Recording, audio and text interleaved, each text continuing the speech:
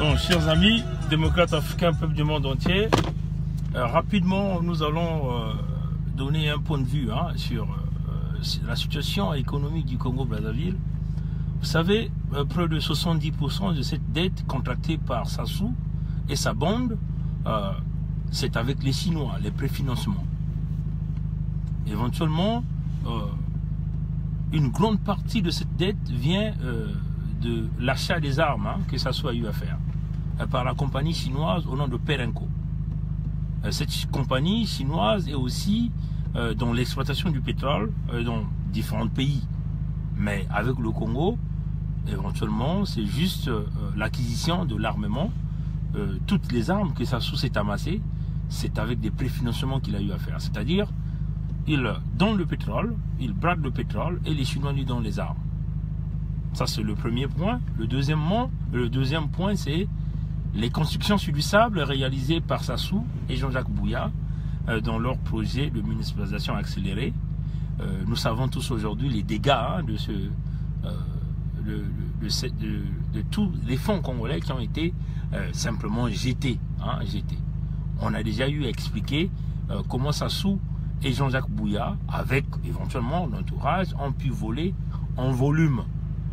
Quand nous parlons de volume, nous voulons ici piller en volume. Ça veut seulement dire, si nous prenons le cas par exemple des routes qui ont été construites, le bitumage de routes, vous voyez, il y a l'épaisseur du bitume, vous voyez. Si dans la réglementation internationale, dans les normes internationales, on dit par exemple que une chaussée qui devait donc permettre aux poids lourds de circuler, par exemple, ceci est réellement le cas pour les autoroutes en Occident, on considère que c'est une chaussée sur laquelle les poids lourds vont circuler. Et il y a des normes qui va exiger une certaine épaisseur pour cette chaussée-là. Vous voyez? Et donc si on exige par exemple, ça c'est juste un exemple, on peut dire 15 cm, vous voyez? Et Jean-Jacques Bouya et Sassou et toute sa bande, ils ont donc, au lieu de construire des chaussées de 15 cm selon les normes, ça c'est par exemple un exemple, ils ont simplement construit une chaussée avec 5 mm d'épaisseur. Vous voyez? Donc, mais en volant sur 5 mm d'épaisseur, eux, ils ont facturé pour 15 cm d'épaisseur. Mais la chaussée en elle-même a été construite avec seulement 5 mm d'épaisseur. Et donc vous voyez qu'une chaussée de cette qualité ne va pas durer.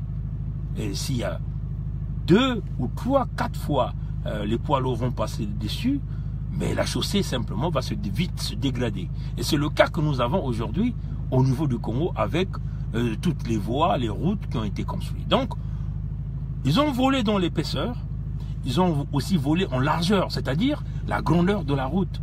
Vous voyez, si par exemple, la chaussée internationale sur laquelle les autoroutes vont circuler, si on peut dire, ça va faire 3 mètres pour un aller simple. Mais eux, à la place de parler de construire 3 mètres, ils ont construit 1,5 mètre. Donc ils ont facturé pour 3 mètres. Éventuellement, en nous voyant encore la longueur de la chaussée. Partons par exemple de Brazzaville à Pointe-Noire. Vous voyez, chers compatriotes. Donc, les gens-là ont volé en volume dans la construction des chaussées. Mais ils ont aussi volé en volume dans la construction des bâtiments, des immeubles. Les immeubles qu'ils ont construits au Congo n'ont pas été construits selon les normes internationales. Vous voyez, chers amis. Donc, si nous essayons de faire des études d'ingénieur, c'est-à-dire venir avec du matériel approprié, prélever ce que nous appelons des carottes, faire des analyses systématiques de ces immeubles, nous allons nous rendre compte que en Occident, généralement, on construit un immeuble pour un immeuble qui peut durer jusqu'à 100 ans. Et nous allons voir que ces immeubles qu'ils ont construits ne feront pas 10 ans. Vous voyez? Et puis, du matériau qui a été utilisé, c'est du matériau non durable. Vous voyez, chers amis. Ceci est vrai pour les barrages aussi. Au lieu de construire des barrages avec une quantité énorme de résistance de matériaux, on a construit des barrages avec du matériau non résistant, qui a donc une petite durée de vie, ce qu'on appelle le cycle de vie d'un bâtiment ou d'une structure. Vous voyez, chers amis. Et éventuellement, c'est là où les gens là se sont volés. Mais ils ont facturé au prix normal. C'est comme ça qu'ils ont fonctionné. Voilà pourquoi vous voyez aujourd'hui, il y a toutes ces catastrophes. Hein, avec, quand il pleut, il y a toutes ces catastrophes. Il y a aussi ce qu'on appelle les études préliminaires, ce qu'on appelle en anglais des surveys. C'est-à-dire, on fait des études dynamiques parce que quand on construit un bâtiment, quand on construit des routes, on étudie la géotechnique hein, de cette terre-là. Et éventuellement, on fait remonter des facteurs que nous appelons sismiques, c'est-à-dire pour prendre en considération les tremblements de terre. Donc, des bâtiments publics, généralement, sont construits avec des coefficients sismiques qu'on prend en considération pour que ça puisse résister à des tremblements de terre, allant jusqu'à 8 hein, sur l'échelle de Richter. Vous voyez, chers amis. Mais, pour le Congo, ça n'a jamais été considéré, chers amis. Voilà pourquoi nous disons, tout ce qu'ils ont construit, même le barrage de Imbulu, finira par couler en une durée déterminée, en une certaine durée. Vous voyez, chers amis. Mais, les dettes qu'ils ont contractées, les Chinois ont fait ces travaux, en complicité avec des compagnies chinoises, ils ont donc pillé le Congo. Hein, chers amis. Donc, ils ont pillé le Congo, tous avec des compagnies, parce que ces compagnies-là ont marqué leur cachet d'ingénieurs pour dire que tout ça, ça a été construit selon les normes. Mais en réalité, si nous faisons des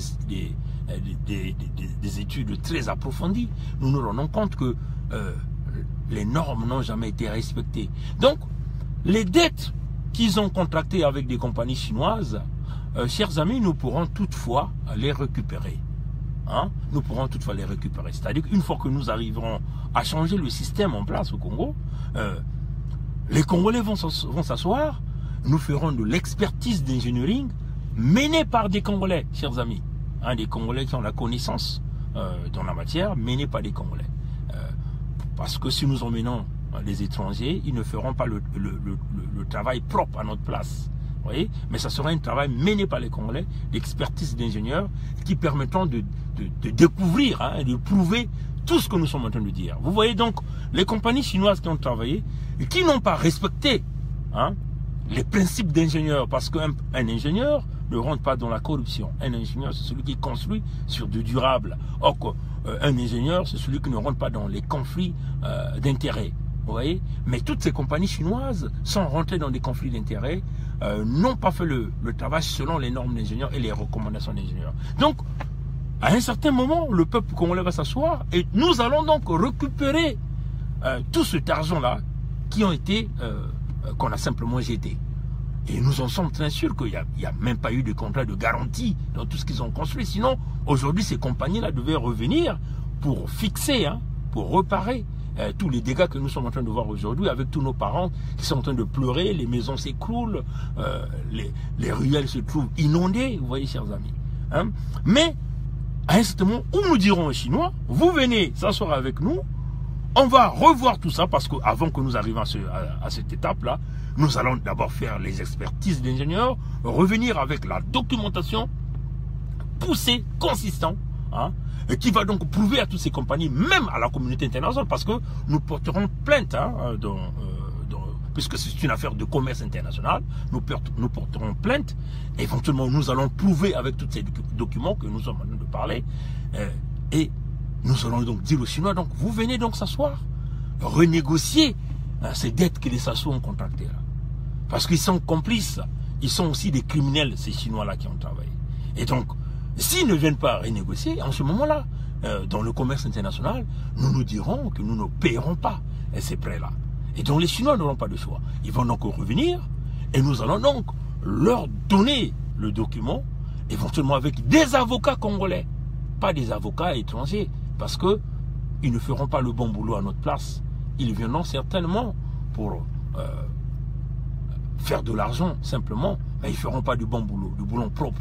Vous voyez, chers amis. Donc, c'est cela que nous allons donc arriver à éponger une partie de la dette avec les Chinois, cette dette chinoise, qui nous tiendra de génération en génération jusqu'au cou. Mais c'est de cette façon que nous allons arriver à éponger. Mes chers amis, on vous garantit que le Congo va récupérer beaucoup d'argent. C'est-à-dire que la dette avec les Chinois, là, nous en sommes très convaincus que c'est une dette, si cette dette était comme ça, ça va devenir une petite dette comme ça, avec tout ce que nous sommes en train de dire.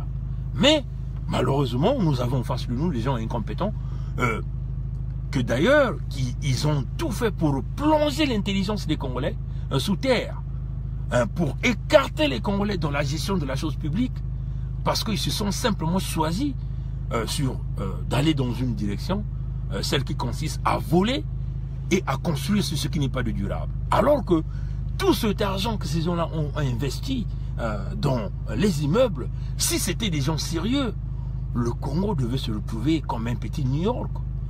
L'emploi devait être quelque chose où tous les Congolais devaient avoir. Le Congolais devait avoir quelqu'un qui devait choisir pour dire « je ne travaille pas pour telle compagnie, je travaille pour celle-ci ». Les gens devaient partir d'ailleurs pour venir chercher l'emploi chez nous. Mais quand les gens viennent travailler chez vous, ça fait un gain à l'État parce que tous ces gens-là, quand ils travaillent, ils paient les taxes. Donc ce que vous appelez au Congo les IRPP. Et donc ces taxes-là permettent à l'État d'investir dans d'autres domaines, par exemple le domaine éducatif, le domaine de la santé. C'est comme ça que l'Occident fonctionne, chers amis. Il n'y a pas de magie. C'est le travail, c'est un problème d'homme, un problème de volonté. Mais rien n'est impossible à nous, chers amis. Il suffit seulement que nous enlevons la tolérance. Nous mettons en place la tolérance zéro. Hein?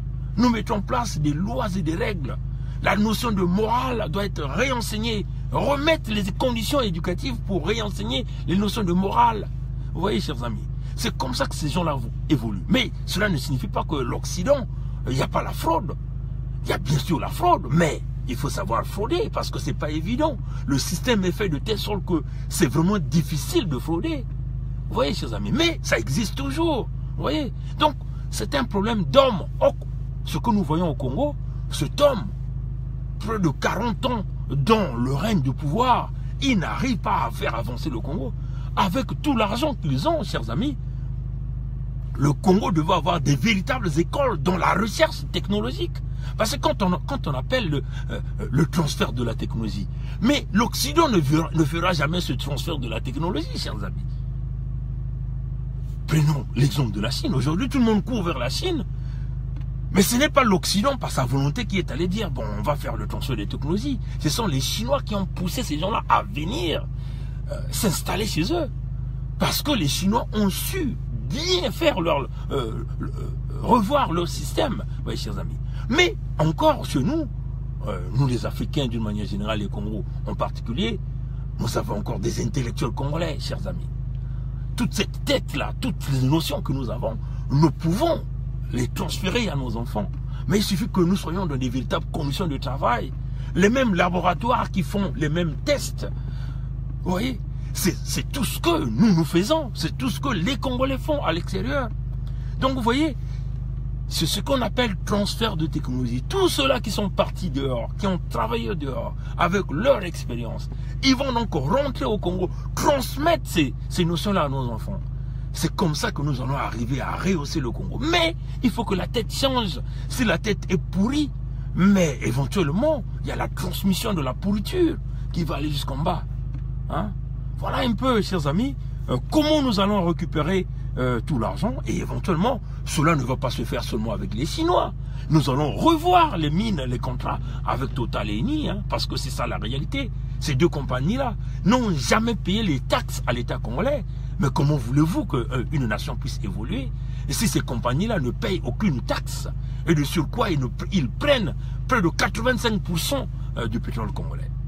C'est parce que la tête est pourrie. La tête, ce qui compte, cette tête-là, c'est recevoir le petit pourcentage qu'on leur donne et se partager ce petit pourcentage entre les amis, entre un clan. Or, si nous voulons aujourd'hui être des véritables compatriotes, il faut que nous arrivions à enlever de côté les égos, c'est-à-dire mettre au centre la nation, et qui est le Congo Brazzaville. Voilà un peu, chers amis, ce que je tenais à dire. C'est une réflexion comme ça qui m'est arrivée, et généralement quand on a des réflexions comme ça, on ne le garde pas, on n'attend pas du matin, midi et soir, parce que ces idées généralement s'enflamment, et on le met là. Et comme ça, même si demain nous ne serons pas là, peut-être que ceux qui viendront après nous pourront écouter ces messages et peuvent trouver des sources d'inspiration par rapport à ce que nous avons dit. Mais ce que nous disons, on n'est pas obligé de tout prendre, mais on peut prendre l'essentiel qui peut faire la différence. Voilà un peu, chers amis, ce que je tenais à dire. Mais, chers amis, peuple congolais, soyons soudés parce que nous savons que Sassou ne représente plus la solution, que le PCT ne représente plus la solution, parce que les gens là ont échoué sur toute la ligne. Cette génération-là, ils ont tout échoué sur toute la ligne. Dans la globalité, ils ont échoué. Ce qui nous ont amené au Congo, la destruction de la jeunesse, la haine, les guerres, le tribalisme, le régionalisme. Et nous, la nouvelle génération, il faut que nous pensions que nous sommes les leaders de demain, mais aussi les leaders d'aujourd'hui. Donc, dès aujourd'hui, à l'instant, il faut que nous pensions à l'unité et ensemble, comment nous allons faire pour enlever ceux-là qui ont brisé le rêve de nos enfants, de nos petits-enfants et de nos parents, ainsi de suite. Mais c'est dans l'unité. Moi, personnellement, j'aime beaucoup plus parler de la jeunesse congolaise parce que je sais que c'est une jeunesse qui a des atouts. C'est des jeunes qui ont des compétences. Si on leur met dans un milieu approprié, nous verrons qu'il y a des grands savants qui sortiront du Congo. Il suffit d'investir. Mais nous pensons qu'avec tout leur argent, tout l'argent que ces gens-là ont volé, ils sont allés cacher dans des paradis fiscaux. Ils ont gaspillé et volé. Si cet argent-là avait été investi dans le bon sens, aujourd'hui le Congo devait attirer tous les grands professeurs. Tous les grands professeurs. Parce que, chers amis, ce qu'il faut pour ces grands professeurs-là, c'est quoi? Ce sont les conditions de travail et le salaire. Mais si vous leur donnez les conditions de travail et le salaire, mais généralement, la plupart de ces hommes-là ne veulent plus rester en Occident parce que le système de taxation est tellement très élevé, très difficile. Et si vous leur donnez des bonnes conditions de vie, mais ils vont venir vivre chez nous, transférer toute l'intelligence à nos enfants. Et nous aussi, nous serons là pour accompagner ces jeunes-là pour leur donner l'intelligence. Mais en tout cas, la politique n'est pas notre objectif, hein, n'est pas le but que nous visons. Nous sommes rentrés dans la politique parce que la politique est venue nous chercher. C'est cela, chers amis. Mais nous pensons beaucoup plus donner tout ce que nous avions appris. L'apprentissage des logiciels qui donnent l'intelligence à des enfants pour stimuler à nos enfants, à nos petits. C'est ça, chers amis, que nous pensons. Mais sinon, la politique, nous parlons de la politique parce qu'il faut parler, parce qu'il faut libérer le Congo, parce que la politique est venue nous chercher. Et comme vous le savez, si vous n'allez pas vers la politique, c'est la politique qui vient vous chercher. Et c'est cela pour le cas du Congo. Mais, chers amis, démocrates africains, nous croyons encore que le pays peut toutefois être sauvé, mais il faut la détermination et la motivation de notre jeunesse. On vous souhaite une bonne soirée, que Dieu nous garde et Dieu nous bénisse. Et nous continuons à lutter pour voir les Congolais ensemble, et continuer à lutter, à développer le pays. Mais, souvenez-vous, la libération viendra de nous-mêmes. Personne ne le fera à notre place. Merci et passez une bonne soirée. Au revoir.